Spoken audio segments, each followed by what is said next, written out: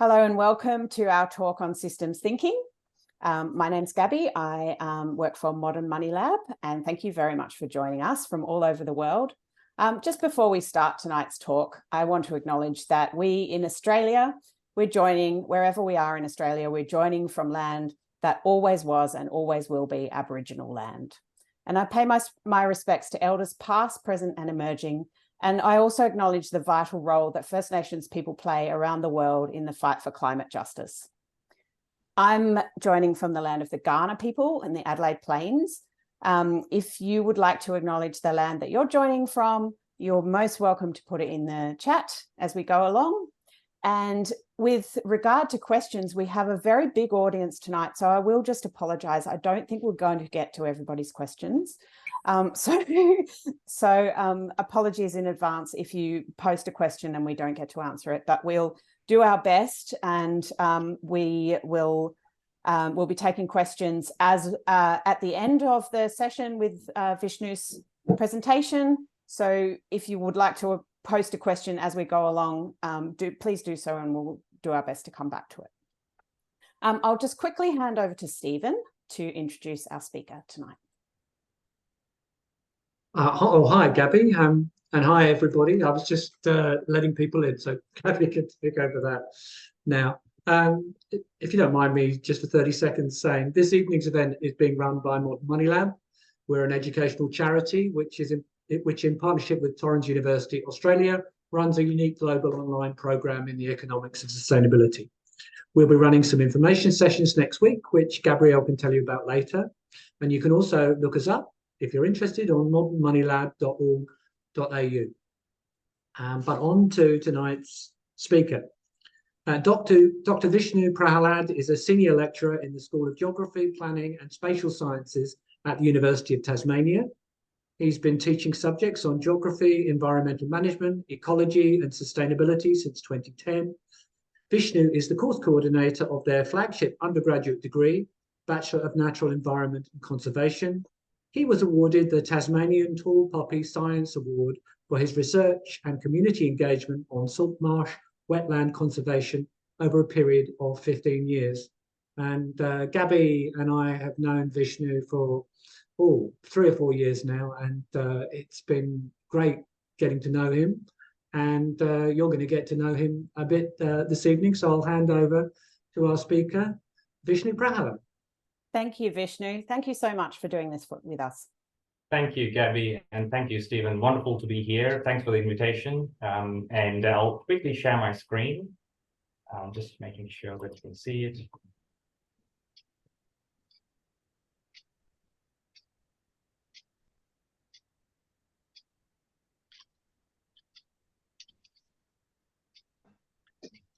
See it? Looks good. Okay, thank you. I'm joining from Tasmania, Lutrubida, country of Palawa people of Australia. Today I wanted to talk about systems thinking for sustainability. And the question, I suppose, first question is, why me? Why am I qualified to talk about this? And I'll go into that a bit in terms of the background. And that background is essentially from our integration of this new unit called systems thinking, which within the major of sustainability delivered by UTAS. And then I'll go into the unit as such, and the unit is broken into 4 or 5 modules, and I'll mainly focus on these 4 modules. Hopefully I'll cover some of the insights into those 4 modules to give you a picture of the overview of what we cover in this unit on systems thinking for sustainability. And I guess I come into this unit from having taught in various fields within geography, sustainability, ecology, and environmental management.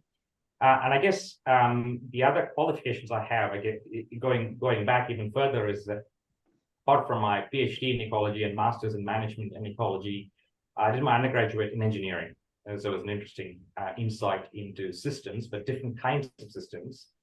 And I also grew up in India with a radically different culture and different worldview in terms of how you understood the world and looked at the world around you, and then moving to Australia about 15, 20 years ago, experiencing different culture, studying a different culture.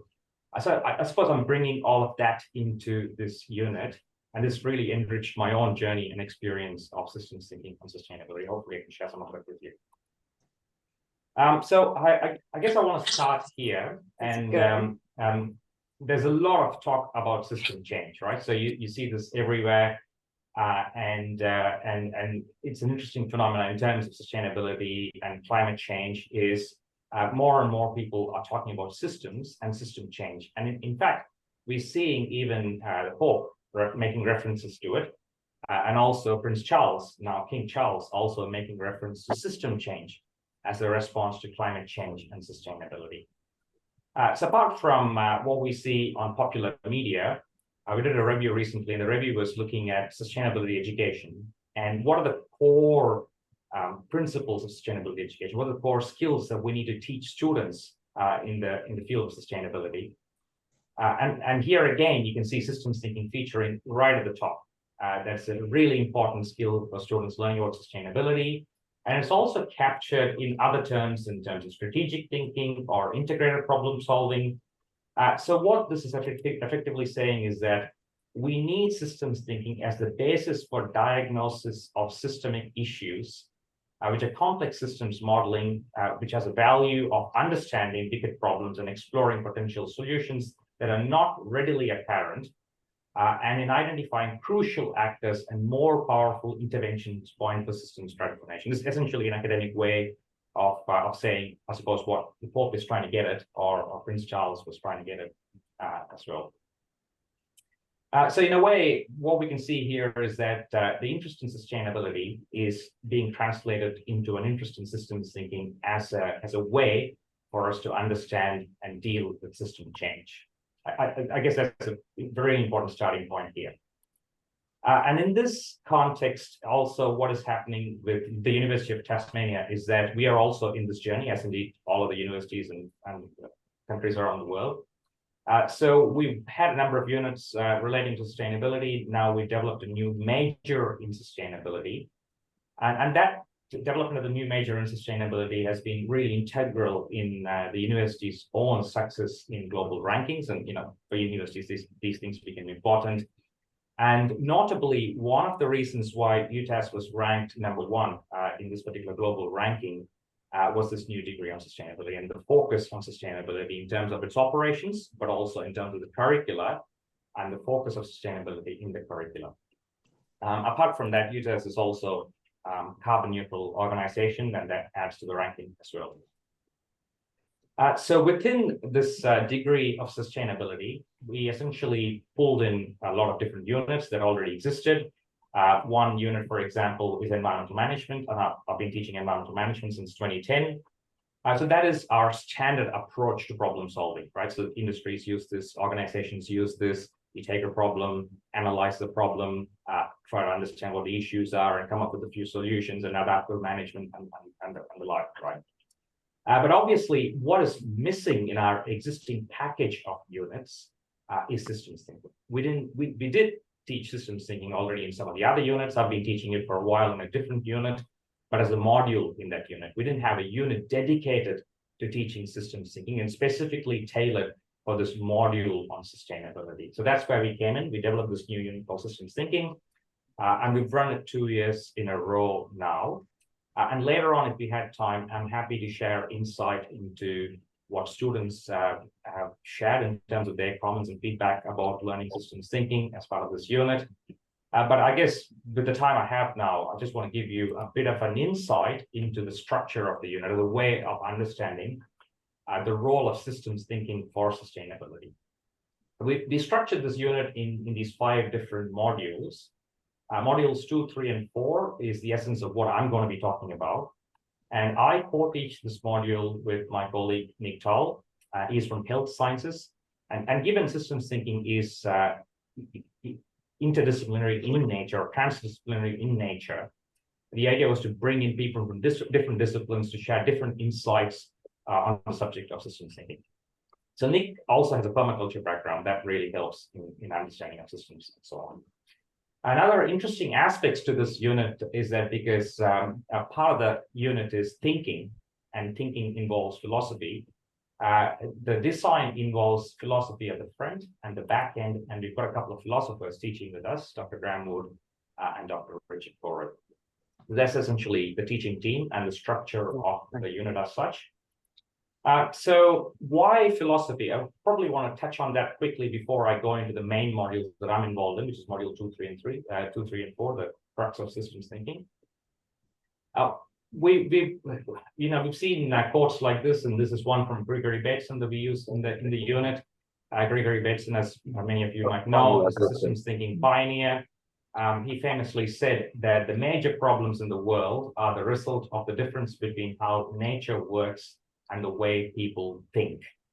And this really interesting insight into the role of thinking. So in the philosophy module, we look at concepts like what's the nature of reality? What do we mean by worldviews? How do we form worldviews? The role of teleology or understanding purpose. Who has purpose and who has agency, and indeed the role of science in all of this. And then we also look at theories and models, because systems involve theories and models. And in terms of thinking, we then look at the two main types of thinking, which is reductive, analytic, or mechanical thinking. And then we put systems thinking in that context, right, in philosophical context, and the contrast between these two different types of thinking.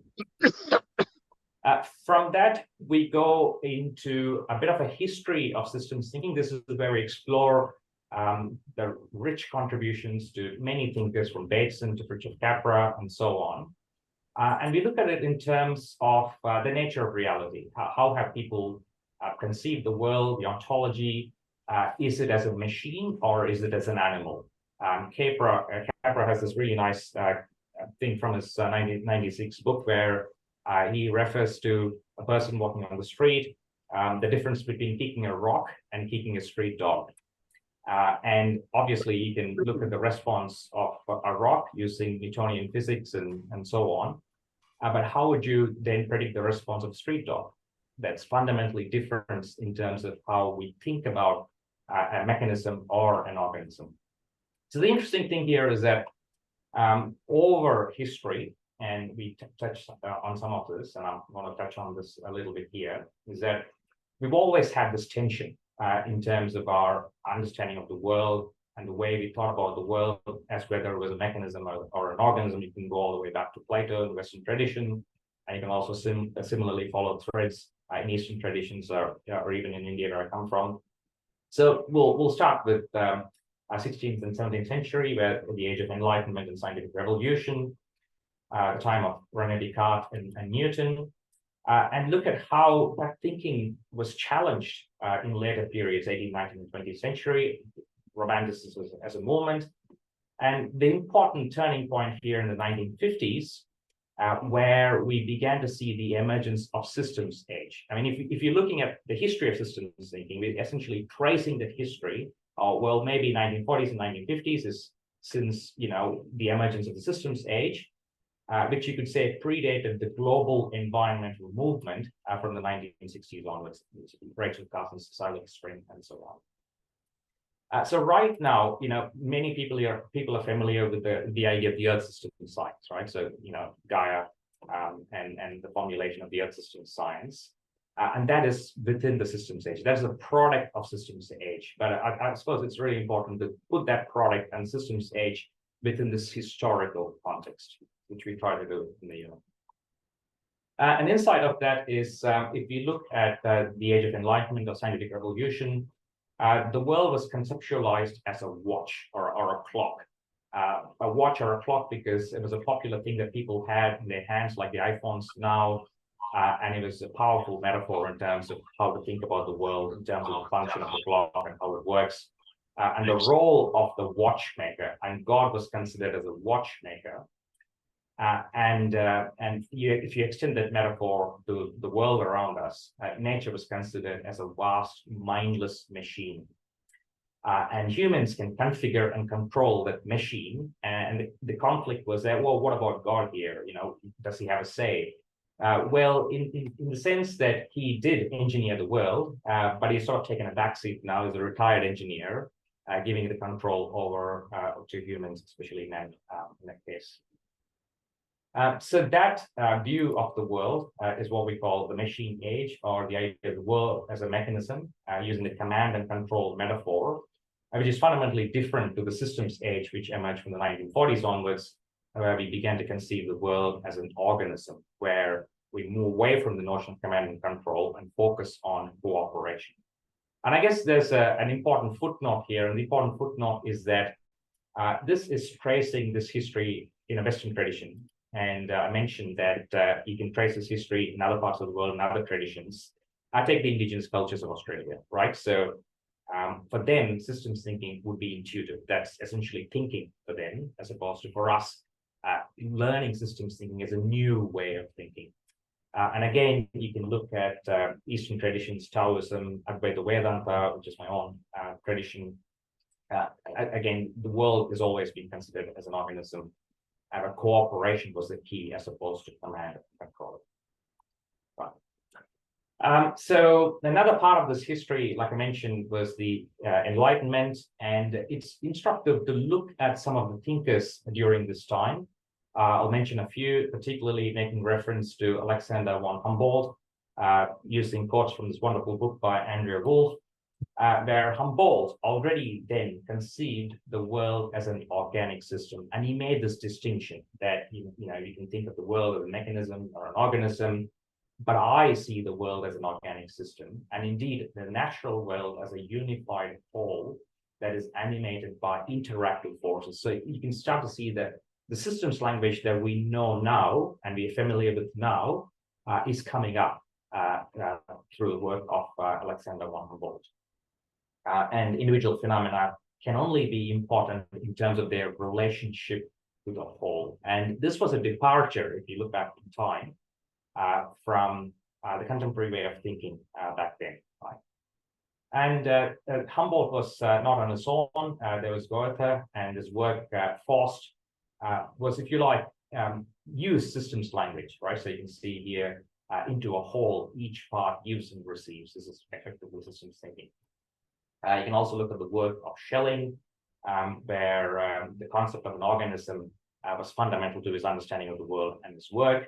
Or Haeckel, the founder of the concept of ecology or ecosystem, as a study of relationship between organisms and the environment. If you like, these were some of the key figures during this time who developed that language of systems thinking. And if I've highlighted these terms because they give us an insight into the fundamental conundrum we have here is that worldview, the nature of reality. The nature of reality is it a mechanism or a machine, or indeed, in Capra's words, is it a rock or a street dog? Right? What kind of a thing are we looking at here in terms of the world? Right. So I mentioned that since the 1940s, 1950s, we've had the emergence of the systems age. And a key component of that is the Earth system science. So this, the image here is essentially a history of Earth system science. And you can see this in high-profile publications by Stefan et al., Nature, Science, BNAs. And if you trace this history, you can start to see some really interesting, I suppose, moments in this history. I'll highlight a few. I mentioned James Lovelock's Gaia. And around that time, we also had the vision of the Earth from space, where we could see the Earth as a single system, a unified whole within which parts interact with each other. And that was a really powerful view of the Earth. And we also had a way to understand the health of Gaia, and we're still doing this. So, this is what people are referring to in terms of carbon dioxide parts per million. We need to be below 350. But the most recent measurement a few days ago is at 420 parts per million. If you like, if you consider the world as a single holistic entity, Gaia, there are mechanisms to measure the health of the Gaia at this scale, which we know from Earth system science. And obviously, since then, we've expanded our understanding of the health of Gaia, not just looking at carbon dioxide parts per million, but also looking at other greenhouse gas emissions, other particulate matters that we emit into the atmosphere, other things we do to the Earth. And that's this framework, Rockstrom's planetary boundaries framework. To the extent that now we can use all of these tools and techniques and start projecting the history of this Earth organism. Is it going to sort of be stabilized in terms of our policy and action on climate change and biodiversity, or is it going to go into a hothouse kind of scenario? And I guess we are all familiar with this, and we maybe don't necessarily make the relationship with what we hear in the context of climate change and IPCC to systems thinking or Earth systems science, but it is indeed a product of our systems age or indeed systems thinking. So in the words of Russell Ackoff, and Russell Ackoff puts the transition of systems age from the 1940s, and we use this paper particularly in the unit, a really good resource that traces the difference in thinking, right? So the difference in thinking in terms of analysis and synthesis, and how that difference emerged through time and solidified around the time of 1940s and 1950s. So in effect, we are living in the systems age. We've been living in the systems age for 60, 70 years. And it's about time we start acting our age and thinking in systems and using systems thinking in our conversations, in our policy, in our action, and so on. So like I said, Ackoff describes this distinction as a distinction between analytic thinking or analysis from systems thinking or synthesis. Another simpler way of understanding this is the distinction between asking the question how, and every time we ask the question how, we answer that question and it creates new knowledge, versus asking the question why. And his point of view is that we keep asking the question how without often stopping and are also asking the question why. And that's really important to ask the question why, because it gives us understanding and a holistic view of what we're doing, and that helps us with synthesis or synthetic or systems thinking. Okay. So with that background, I'll move on to the main modules that we deal with in the unit, which is describing systems, concepts, and language, practicing systems thinking. And in terms of practicing systems thinking, we use causal loop diagrams, which were popularized by Meadows in her work. We draw heavily from Meadows. In fact, we use Thinking Systems by Meadows as one of the texts for this unit, apart from using the work of Ackoff. And once we understand the system zoo, and we can start thinking about complex systems, start to understand complex systems.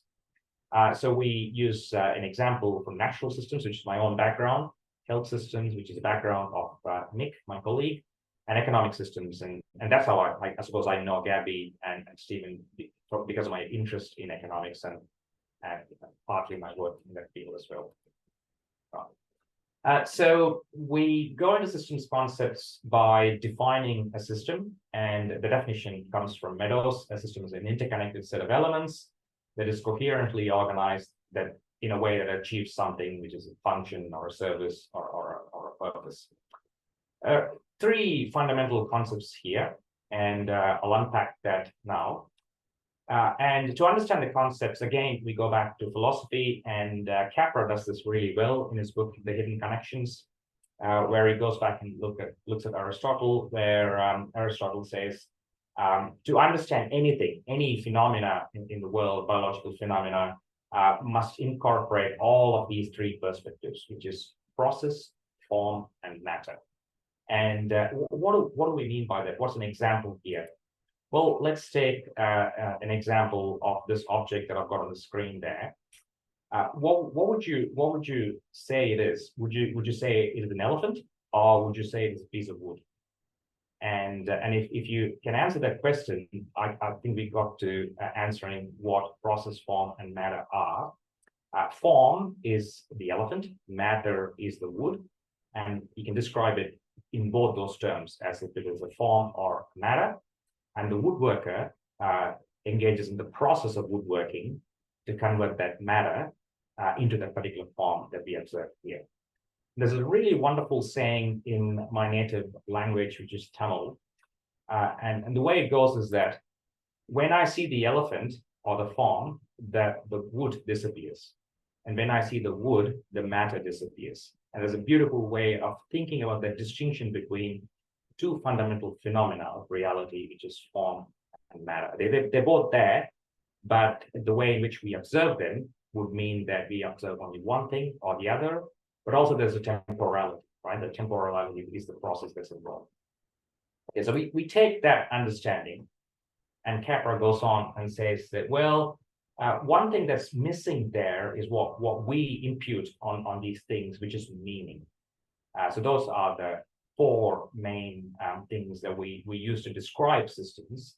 And Meadows combines form and matter into elements, and meaning Meadows refers to as function, purpose, or service, and process is interconnections. And because I've sort of come from a conservation ecology background, and I study wetlands, and Ramsar Convention describes reality in terms of wetlands precisely in these terms. So what does the Ramsar Convention say? Ramsar Convention says that wetlands are comprised of components in wetlands. There are ecological processes in wetlands, and those provide us ecosystem services. This is the modern language of conservation and ecology. And you can see that systems thinking helps us make a relationship between this modern language of ecology and conservation back to Meadows, and indeed back to Aristotle and early philosophers. And we take this language, right? So you've seen versions of this, and this is something that we've produced over the years, where we use systems thinking to illustrate the functions and services of ecosystems. So here we have two aspects of what Meadows would describe in systems. We have the components. These are all the different components, right? There's a finite list, but there's more we can add. The more we do science, we discover things, we add to that list.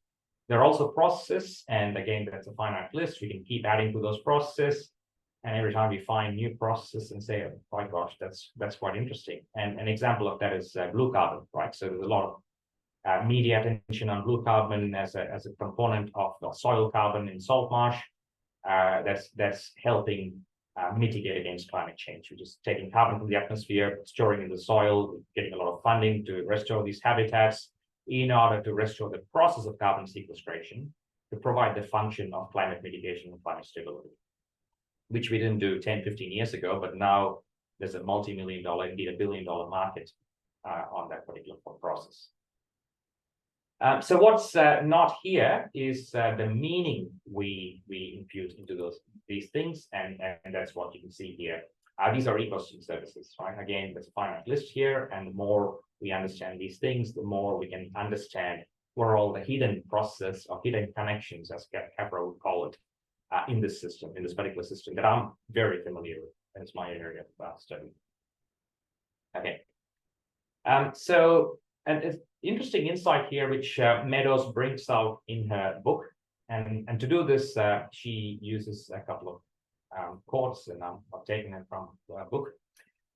So to illustrate the importance of interconnection, she is referring to Sufism and saying that you think that because you understand one, that you must therefore understand two, because one and one makes two, but you forget that you must also understand the and, or the interconnection. And that's insightful because I think we've always, part of the human condition is that we've always struggled to understand the interconnection. We've always struggled to understand the process. If you ask me as an ecologist, what's the biggest issue in conservation? The biggest issue in conservation is that we don't understand process and manage the process. The same condition that the early Sufis faced and had to develop this aphorism or saying in order to help us think about those processes more, not just the component. We need to think about the process. And another really nice quote from the Meadows book is, I suppose, highlighting the importance of purpose and how often we don't think about purpose, right? And if a frog turns right and catches a fly, and then turns left and catches a fly, and then turns around backwards and catches a fly, the purpose of the frog has to do not with turning left, right, or backward, but with catching flies. And I mean, how do we then take this understanding and say, what's the purpose of the earth? What's the purpose of the university? What's the purpose of an organization? That goes into values and in Akoff's words, asking the question why more than how or what. So I guess in summary, to define systems, we need an understanding of these three important aspects of systems. which we get from meadows. So once we start at that point, we can then use that understanding to describe systems, right? So we use a forest garden system, and you look at a forest garden system. There's a really nice video here that looks at a forest garden system of Martin Crawford. And in the forest garden system, this is a sort of a graphic of the system. We can then expand our understanding of system language using meadows to say, well, we can start describing all of the elements of the system. We can start describing all the interconnections of processes that are happening in the system. Carbon sequestration is one of them, nutrient processing and pollination and so on. And from that, you can think of the functions, food production and learning and enjoyment and so on. But then there are other aspects to the system. One is that there is an order or a hierarchy in the system. And once we understand the hierarchy, then we can see whether the hierarchies are working together, cooperating with each other, which would mean that they are optimized, or if they're not working together, they're suboptimal. Suboptimal hierarchies are everywhere, right? So universities have them, countries have them, global states have them.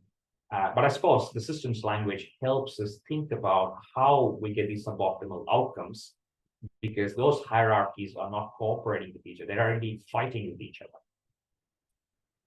We can then also extend our systems understanding and language to learn about stocks and flows and feedbacks. And in terms of feedbacks, so stabilizing or negative feedback, or reinforcing or positive feedback, right?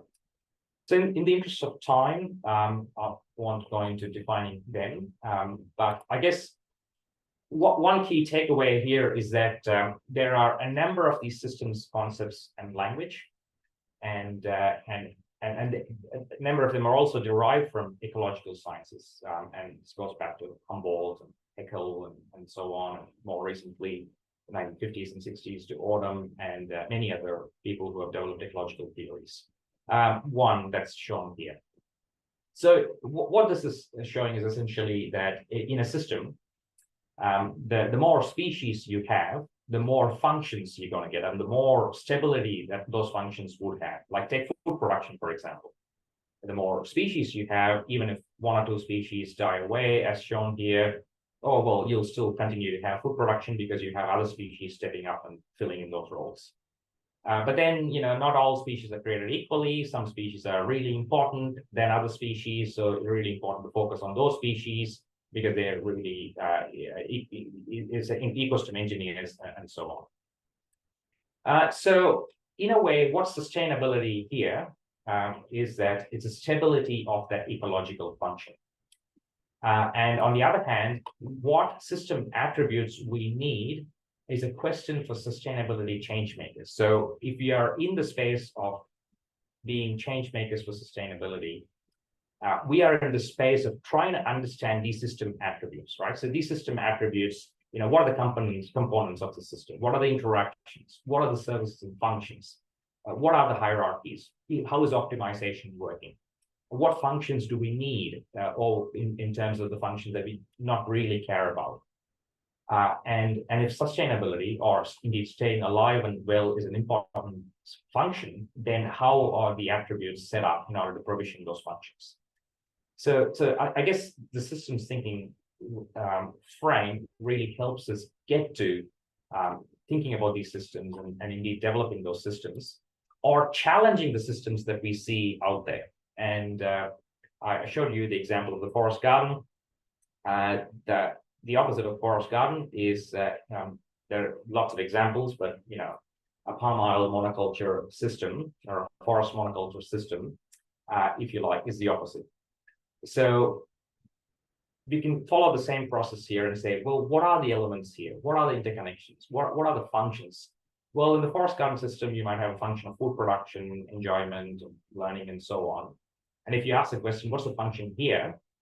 I guess you could say that the main function here is making money. And all other functions are subordinate to that function, which is making money. And that helps you then challenge that assumption or function and say, is that the really important function that we need in the system? Or indeed, if you look at the hierarchies, and we're talking about the Earth systems or global systems, with what is happening with biodiversity loss and climate change at the global level, are we seeing suboptimal outcomes here? That the expansion of these monoculture systems are contributing to biodiversity loss and soil carbon loss at the level of the planetary system. That's where we're having these suboptimal outcomes. And until we get these systems all cooperating with each other and synergistically working with each other, well, no surprise that we're seeing suboptimal outcomes at the higher level in terms of the planetary level. And again, you can ask questions like, what are the stocks and flows here? What's the diversity? Is it resilient? Is it sustainable? In contrast to a forest garden system. Right. So the next aspect of the unit is, yes, we understand the system. And as we understand the system, we're trying to model them, right? And I'll present a few examples here. I'll start with the most simple example of a system model. And I suppose we've all seen there's the story of stuff, which has been very popular. It's been there for more than a decade now. And it lays out, at the time, it was quite radical because it sort of gave us a systemic understanding of what is happening. And indeed, what is happening with forests around the world, palm oil or plantation forests and native forests. What it said was, well, you have these, different aspects of the system. We need to understand them together. But what we tend to see only is the consumption part. We don't even see the disposal part that's hidden from us. We might see the distribution part, depending on whether you do the shopping or not. Occasionally, we see the odd industry here and there, but that's the best, right? And this, I guess, example here from WWF is a systemic view, I guess, a simplistic one, but still nonetheless a systemic view of trying to help understand the broader connections and linkages. Okay. As I mentioned, this is a really simple starting point. How can you take this further? And the way we can take this further is through causal loop diagrams. And this is, I guess, the power of systems thinking, where we start with an understanding of systems. And we say, well, with this understanding of systems, how can we model it? And this is where theories and models come in. And so we model reality in this form and say, well, instead of a simple model, let's develop a much more complex model. And I've effectively highlighted the various parts here that relates to the story of stuff model here. And this is from a paper by Laurenti et al. And what this does is that it helps us add other things into the model, which was not in this model, right? And the other things that we are all familiar with, which is the engine of growth, right? So economic growth demands that we do more and more of this, but it's not just economic growth that goes into the high value we place on innovation. I mean, why do we need to keep innovating, right? For its own sake? Is it helping solve a human problem that is genuinely needed, or is it just helping to reduce product lifespan and then feed on the consumption and so on? What it does is that I suppose it helps illuminate, in the words that we used in the paper that I showed earlier, what the real issues are, so that we can try to understand where interventions are needed. So we could say, well, we want to fight against economic growth, but how do we go about that? Do we go about over here, or should we do something here, and so on and so forth? But it also helps us fundamentally to understand that the engine of growth is at the core of all of this. And if you like, it for me at least helped understand the wonderful book by J.K. Galbraith already in the 1950s, where he sort of modeled this issue. And the problem here is that, are we producing for production's own sake? It's not really solving the function, but we're producing it because we sort of in this treadmill here, and he called it the squirrel wheel, famously, Galbraith squirrel wheel. And more recently, you can also see this in the work of David Harvey, and indeed he makes reference to Marx, and Marx already recognized this process, and he was a systems thinker himself, right? So Capital Volume 2 and Volume 3 looked at how the consumption is promoted, and consumption is promoted because you want to keep producing, and that's how we can sustain capitalism and the engine of growth.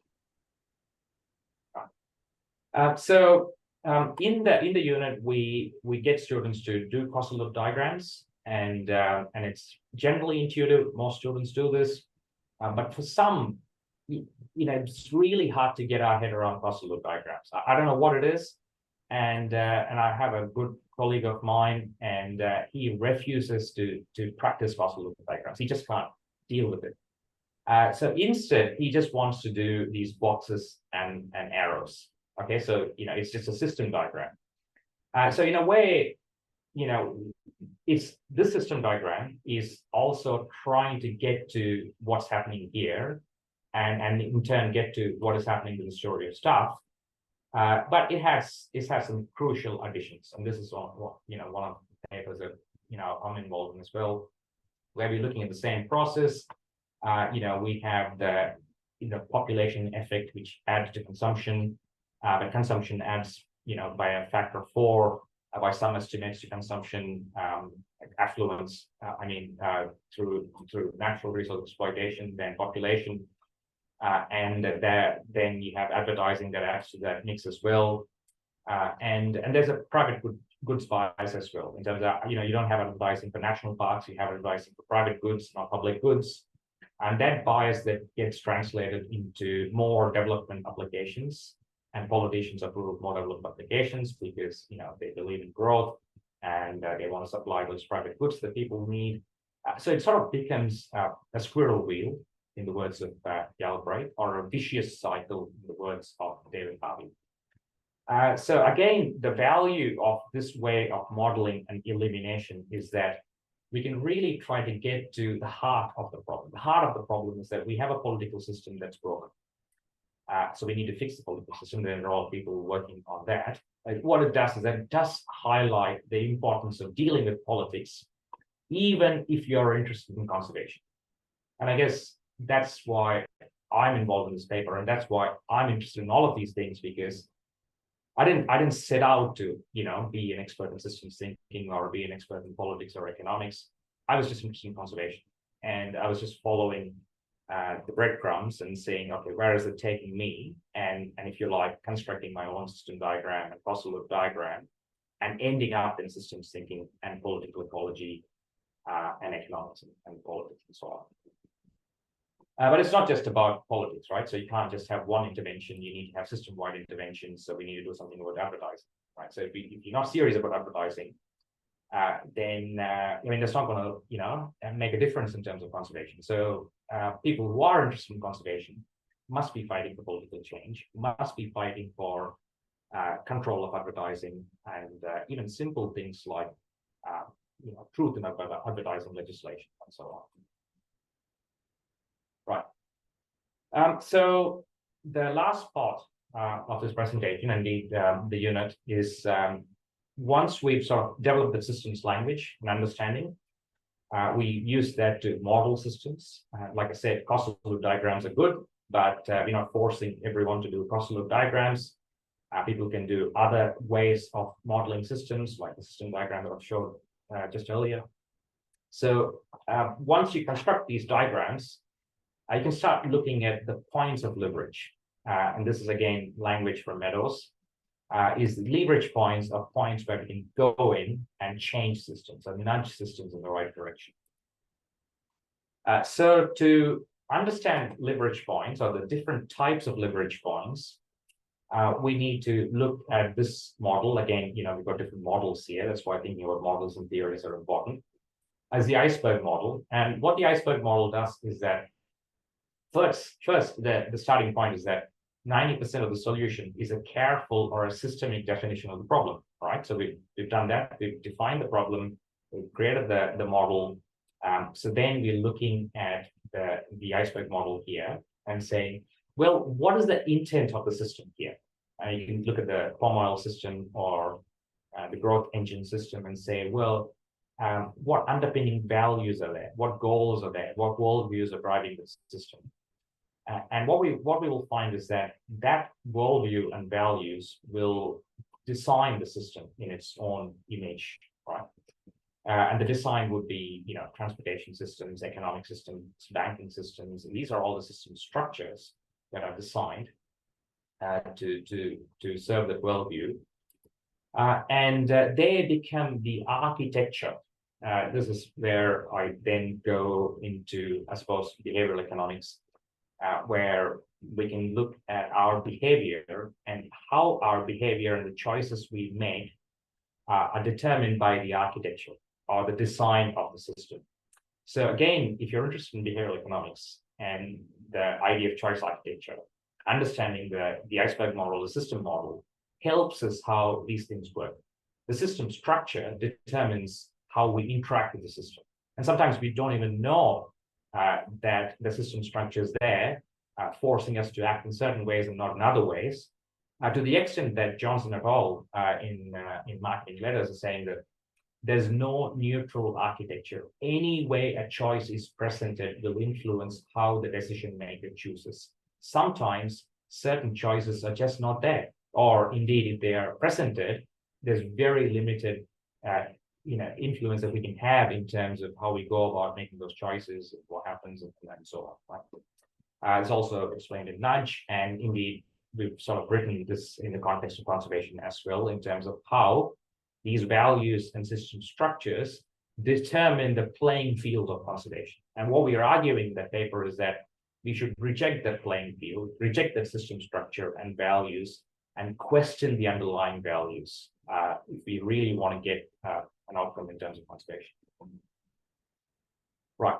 So what we see here from Abson et al., and this is sort of a standard diagram in systems thinking and leverage points, is a translation of the iceberg model, where you can see that, well, what we really need to do is that go to the heart of the system, go to the intent of the system. This is what we call as deep leverage, as opposed to shallow leverage. And I work in environmental management, and almost 90% of what we do in environmental management, it fits in here, right? So taxes, raise taxes here and there, influence behavior, provide a few subsidies here. We're just tinkering around the margins, right? Beating around the bush. We're not really going into the design of the system or the intent of the system. And that's where we need to be. So I'll finish off in the next 5-10 minutes. And in summarizing, I'll use Chapin et al. Paper in terms of looking at what some of these interventions might look like. I mean, these are, I suppose, systemic solutions, and you probably already are familiar with these solutions. I'm generally just putting that in the context of systems thinking that I've been going through here. What the recognition is that, and we all generally agree, is that no single intervention will transform the world. The key challenge is to align actions to be synergistic, persistent, and scalable. And again, I mean, this is relating back to what I was saying earlier in terms of hierarchy, optimization, and how our individual actions can be optimized by relating what we're doing at this scale here to something that can be done at a different scale, and then again, scaling that up over here, and optimizing between our actions so that we can then have a better leverage across the board, rather than just me doing this thing here and you doing your thing there and not really interacting with each other. So considering everything, what they're saying is that these are the really important intervention points that we should focus on from a systems thinking perspective for sustainability. It should go to the vision, goals, and values, which are the deepest leverage, and relate to the intent and target the Earth stewardship, which is what society should do. So this goes to what Eckhoff would say in terms of asking the question, why do we need to do certain things certain way, and why can't we do things differently? So they go into detail here in terms of changing vision, goals, and values, shifting norms and behavior, incentivizing sustainable consumption production decisions, engaging influential actors, and fostering deliberative democracy. I'm not arguing that this is the definitive final list. I suppose this is just an example of how we can develop these intervention points from the systems thinking principle. I'll provide some examples here for each of these. And I'll try to use examples that we're generally familiar with. I guess, most of us are familiar with the work of Kate Raworth. I don't have to play this little video, but she really helped us try to think about visions and goals of economic system, right? in terms of trying to help us understand how we should change visions and goals of economic system in order to create change in terms of sustainability. So in a way, what Robert is saying is that we should change systems at a fundamental level. And I suppose that's why she's popular, and that's why people are picking up on Robert's work, is that more and more people are recognizing the need for that deep change, and Robert is providing a language and a narrative for us to use in order to demand for the change and make the change happen, as indeed many places are working out, like in this little video from a city in Europe. Another one is shifting social norms and behavior, and these are just some examples of it. And we've heard this frugal living, or the art of frugal hedonism, a simple living, and these are all examples of how we can challenge the norms and in turn shift social norms and behavior. I guess this is happening in some places where going to op shops is becoming much more and more easy, accessible, and acceptable than buying new. And there's lots of different examples. And another important one is incentivizing sustainable production consumption decisions. And this is new modes of production and models of production. Many people talk about this, including Jeremy Rifkin, where we can become prosumers, right? So we've been energy consumers before, and we're sort of becoming prosumers of energy, where we are producing that energy with our solar panels or community support for electricity generation, as well as consuming that electricity.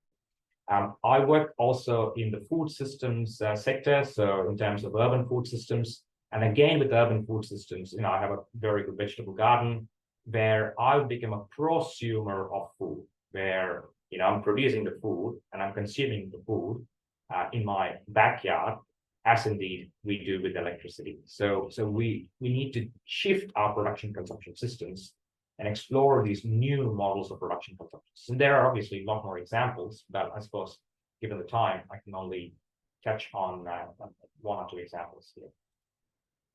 And finally, I'll go back to this diagram because I mentioned that democracy is at the heart of this, and often even many systems model leave out democracy or the importance of political decisions and the need to influence political decisions and democratic processes. And again, a lot of people are calling for this, and that's what we're trying to get to in our work here, is that unless we deal with a central engine, which is the deep leverage, right? It is hard, right? And that's why, it hasn't changed, but that's what we need to be going for, is that deep leverage, along with, some of the low-hanging fruits like simple living and so on, for us to shift this system in terms of the different leverage points. Look, I'll stop there, given the time. Yes, for 50 minutes. And thank you. Thank you so much. My goodness, what a packed talk that is. I'm going to have to go back over those slides and really dig into it. It's so fascinating. I wish I wish we had a whole subject on this stuff. It's so fascinating and useful. Thank you so much, Vishnu. Thanks, Gabby. We do. University of Tasmania, yes.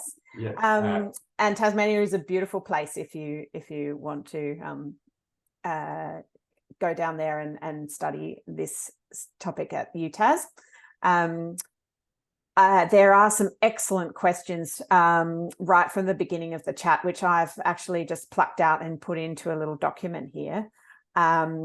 So the questions in order actually start with quite a simple one from Martin Tomich. Interesting to hear about the sustainability major. Is this open to students across the university or only Bachelor of Science students? And how have students received it? That's a nice, easy one to start with. Thank you, Gabby. It is within the Bachelor of Science, the sustainability major. But now there are conversations around how we can open that up a bit more. So, obviously we want to, be able to walk before we can run. We're sort of testing the ground, and we have really good feedback so far.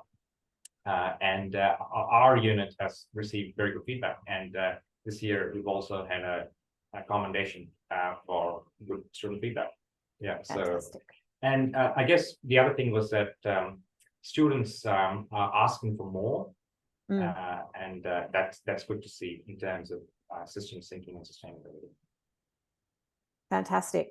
So there's some questions here more related to, well, I'll ask the first one from Anna Greta, which I think is a brilliant question. How do we account for intangibles such as love, joy, connection, and happiness using systems thinking? And are we still reducing to measurable variables? And is this a big challenge? Yeah, again, a good question. And the use of the causal loop diagram is very good in that respect, where in a causal loop diagram, we can include things like trust and well-being in a way we can't in other types of system models, which are, more, it's more quantifiable variables is what are included, which then goes into the computers, and the scientists, like the CC scientists do this, right? So they have these system models, they input data into it and come up with these scenarios and figures and so on. But with causal loop diagrams, we've got the ability to add in other intangible things in there for us to try to understand the role that plays in our systems, and include that in the management of systems, like things like trust. Very important. Thank you. There's a question from Anne about how does systems thinking relate, or how does the systems thinking age relate to the quantum age and thinking quantum? I don't know if you've had that one come up before. Really fascinating crossover. Yeah, and my understanding of that comes from reading Richard Capra, and of course that's his work background. He uses Werner Heisenberg in his writing and so on. I guess the quantum age probably helped systems thinking or the systems age in terms of challenging those assumptions, challenging reality, because quantum age was challenging reality in a profound way, and the scientists involved in that and people came after that, I guess, took that and then built that into the systems age. I guess that's my feeling in terms of that relationship there. Fantastic. That's great. I think we'll have time for the ones in the chat. You're answering them so well. That's fantastic. Thank you so much for that. And please, if when I've finished going through the ones that I've collected from the chat, if people would like to put their hand up, I think we can also do questions from the floor. But I'll ask one from Michael Gonzalez. I don't know if Michael's still here, but what role does language play in how we understand systems, and how might we go about changing these common narratives? For example, speed, efficiency, optimization, and growth, that they have a kind of good connotation, but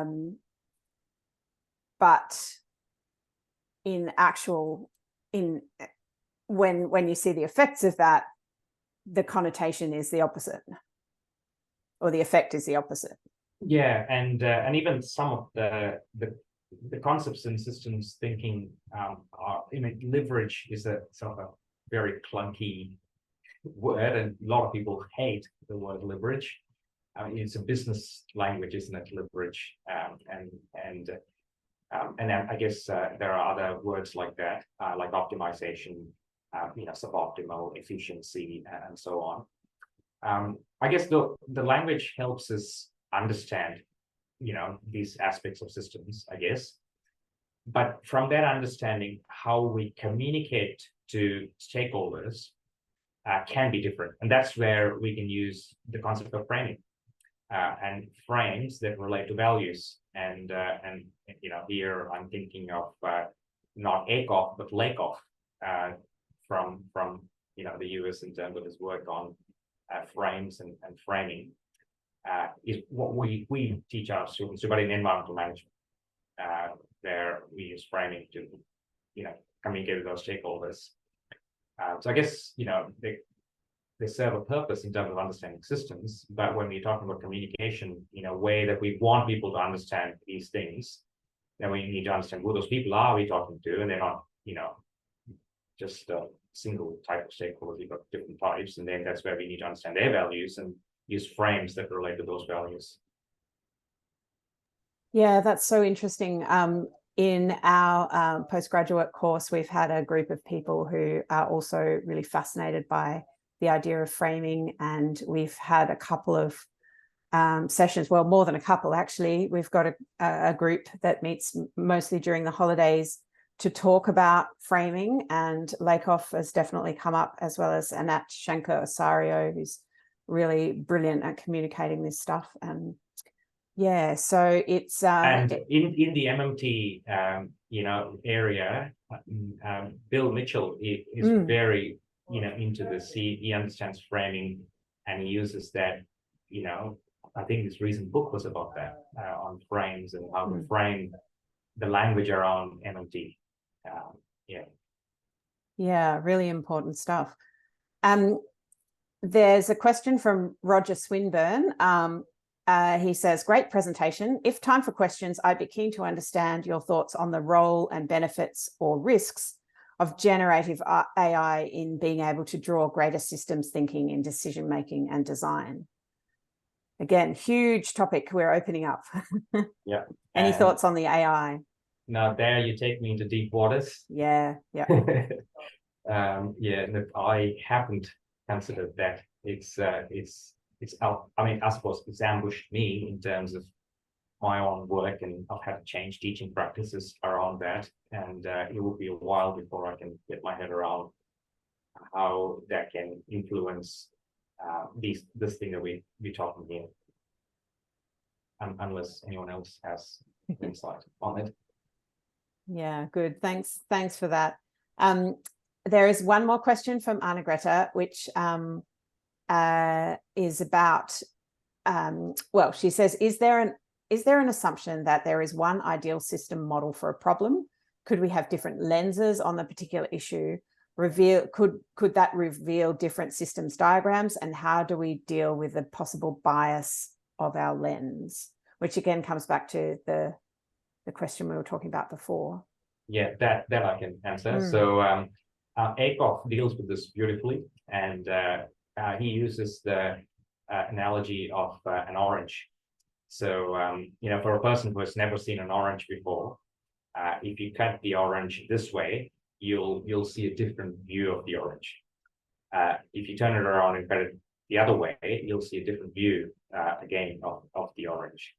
So he uses that to illustrate that any person who is asked to come and develop a system model is invariably going to build in their own biases and blind spots into that model.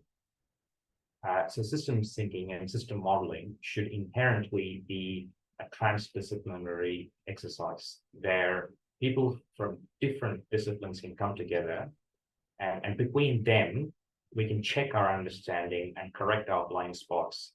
And that's the best we can do. And we probably would still have blind spots. Like I said, blue carbon is a great example. 10, 20 years ago, I would have laughed if someone said they're giving me money to protect saltmarsh for soils. But now it's $1 billion industry. So, these things change, and models have to evolve. Yeah. There's another question here from Tony, which I think we might have covered, but he asks, how would you include the knowledge we have from social psychology in your model?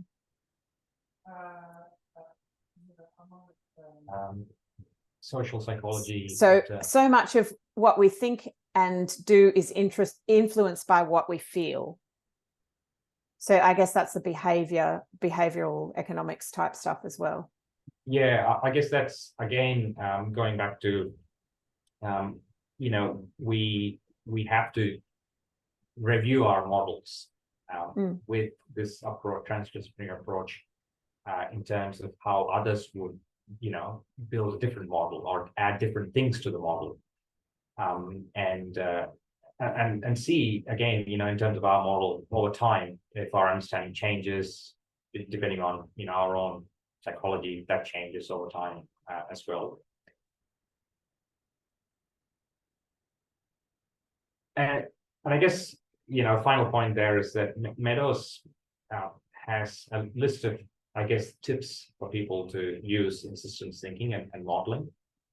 And there are lots of things she goes through in terms of guidance, but then she comes to the most important one. And the most important one is that to not be too tied to your model. Make sure you develop a model, get it out there. And the more people who can see your model, question your model within reason, the better you can be in terms of refining the model. And always be open to, rejecting your own model or changing your model. So that, I guess, in terms of practicing systems thinking, that is the number one thing that we should be able to do. Is we might have our own models that we constructed based on our understanding and feelings and so on. But the more we get it out there and we find that, oh, well, actually, this is not how things work, this is how they work, then we need to be able to accept that that's the case and change these models. And it sort of goes against our tendency to not be wrong. I guess that's also been a block, even in economics, that we find it really hard to change things because we don't want to acknowledge that we're wrong. Systems thinking makes this respectable, that you're perfectly fine to get it wrong.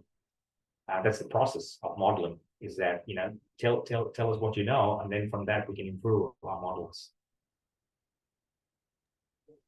There's a comment here from Tony Webb, thinking particularly about the work of Wilkinson and Pickett, how inequality drives so many social health issues.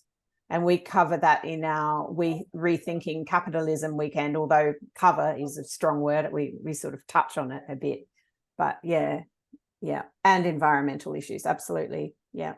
I guess that's a good example of systems thinking where, we're finding that this inequality has this effect on well-being, but also on sustainability. You wouldn't necessarily relate them together, but if you construct a reasonable system model, and they don't do that in their work, but through data they illustrate the relationship. But I guess there are probably others who have constructed a system model in the literature somewhere demonstrating those connections. Absolutely. Is there anybody who would like to take themselves off mute and ask a question or put their hand up?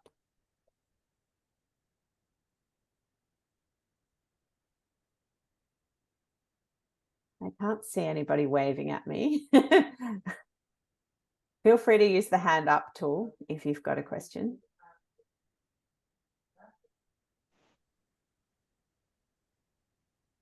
Okay. I guess you're unusually quiet. Oh, here we go. Roger. Go ahead, Roger.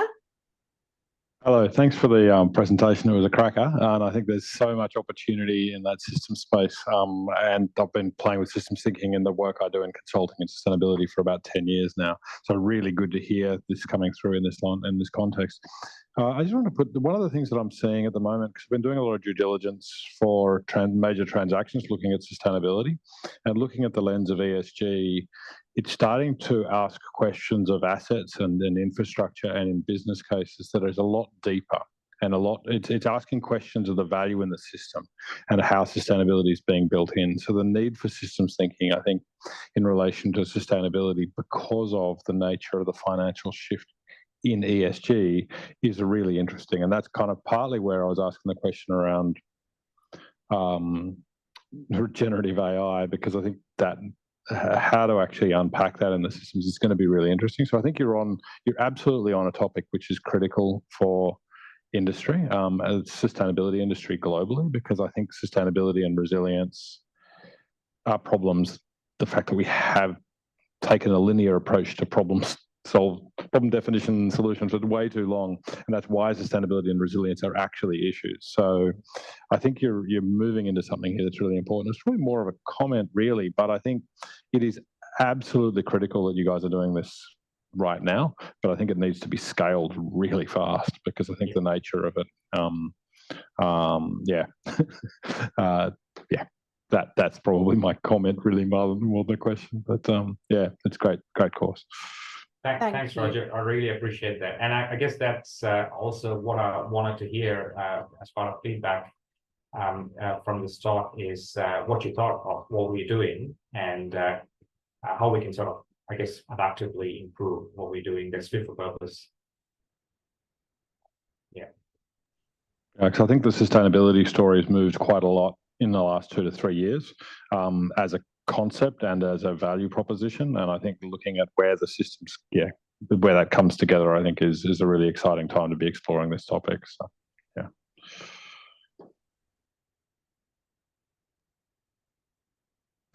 I don't know if you have a time for a question from me, but I would like to ask a question about activism. I consider myself to be an activist, and I'd like to know your thoughts on where do you think is the best kind of chink in the armor, which is the best door to push on? What are the kind of tactics that you would use if you wanted to change things for the better? Well, obviously we all do, but if you're an activist, where would be your first port of call? Yes, that is a big question, Gabby. Is it individual behavior? Is it politics? Is it, the stuff that we do when we protest against fossil fuels and, getting in the way of the logging machinery that's taking down those giant trees in Tasmania that people do, people put their lives on the line for that stuff. Yeah, look, maybe I'll just answer that by using an example of a friend of mine who is the first author on the paper of the system diagram that I showed. He is an activist, and I guess he is in his late 70s now. So all his life has been an activist. He was one of the founders of the Wilderness Society. He's done everything, I think.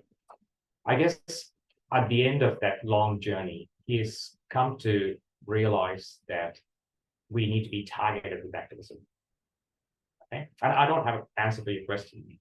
I'm sort of using his wisdom to draw upon and give you an answer.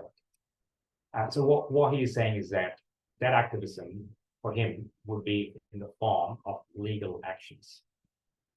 So what he is doing now is using existing legislation. Existing legislation has a lot of provisions that caters for sustainability. It's just that it's never been used to challenge developments, unsustainable developments.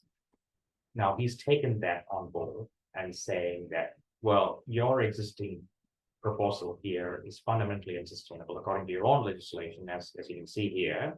The reason why that is so is because of Galbraith's squirrel wheel and the dependence effect and all the rest of it.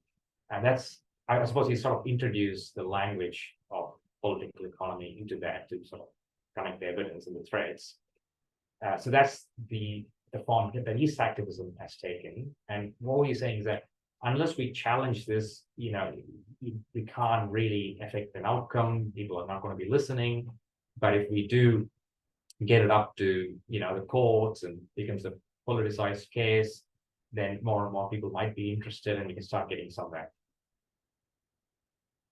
Yeah, that's a fascinating answer. And there are a lot of really brave young people who are taking on the legal system and trying to challenge the laws that we've got at the moment, which are saying, for example, that politicians don't have a duty of care to the children in our country who are going to inherit this world that we've left to them, which I think is absolutely appalling.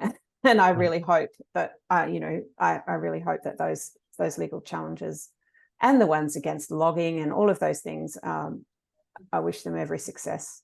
I think it's really hard to know what is the best use of our energy and our resources. We're always fighting with with one hand tied behind our back sometimes. Roger, did you want to Oh, look, just Say mucking in, something? Yeah. mucking in on the discussion, really. I think taking a systems approach to the legal challenge rather than a single issue focus is probably a really useful tool in the play, because the value just isn't in the tree or in the issue of the coal. There's a much bigger issue around that that's systemic. And I think when you're taking a legal challenge, not going in with a single issue and fighting for a single issue, it is a really critical issue, but actually using systems tools to actually frame it more broadly to more stakeholders with more integration across the system is probably a really good way of taking that battle to play, would be all I would say, in terms of the application or the crossover between a systems approach and an issue focus. Yeah, and in this same case, there are a number of other people involved in the appeal, and every one of the rest are looking at planning matters, how big the the development is, or how many devils it's going to kill, or how many birds it's going to kill. And I guess we've been doing that for years and years and years, and development still go ahead. They'll cut out a small place here for wildlife and so on. So we haven't gotten very far by taking that approach.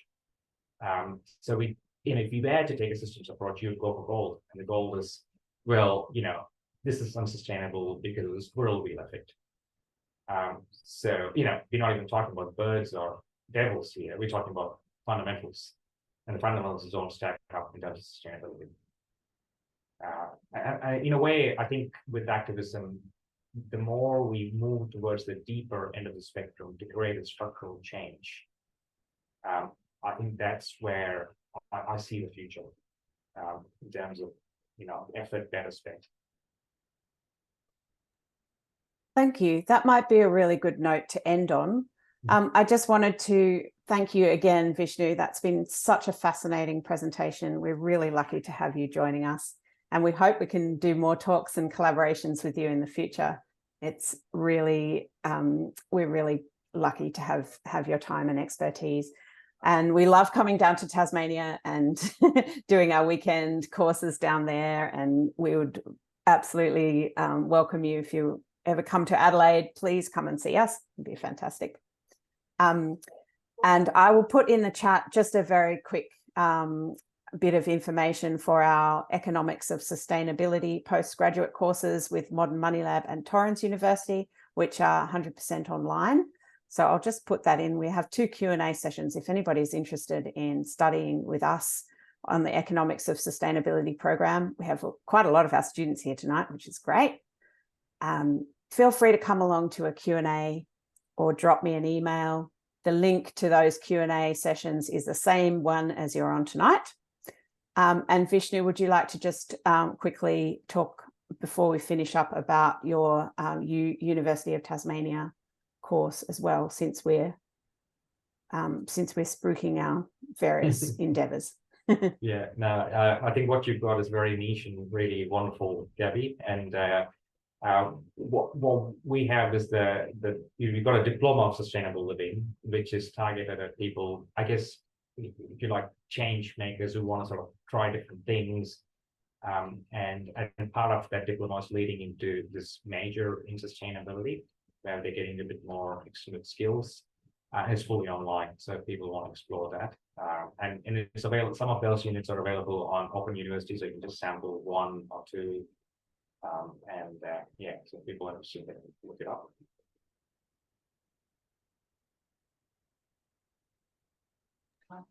Excellent. So the rain has just started pouring down, and it's like the heavens are giving you a round of applause. So I'd like to give you a huge round of applause. Thank you so much, Vishnu. I'm going to turn the recording off in a minute, but that was a wonderful talk. Thank you again. Thanks.